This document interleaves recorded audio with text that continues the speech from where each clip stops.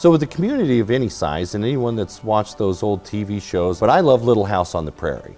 And I kind of take the things that we're doing, going from the pioneer days to maybe the days, you know, during the Great Depression, and maybe modern homesteading now, to put these levels of comfort in.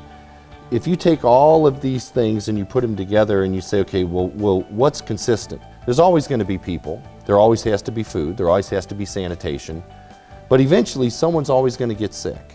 Now, the sniffles and the Band-Aids and things like that, any mom and dad can take care of. We do on a daily basis.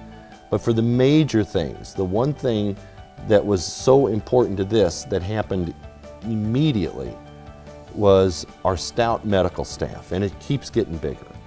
Just running down the list of people that are involved, my wife is a nurse practitioner, and so she is, for those that don't know what a nurse practitioner is, she gets to make all the same prescriptions as a physician. So quote unquote the town doctor here in our little town for almost the last 15 years. But her father, my father-in-law, is a retired emergency room doctor with surgical rotation experience.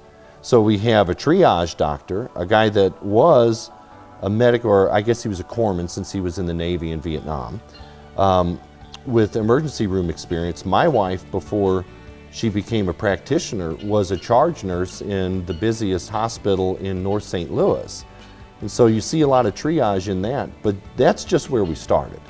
So beyond that, we've gotten several EMTs and volunteer firefighters, paramedics, but when you get to the very qualified medical staff, we have surgical nurses, we have family practice nurses.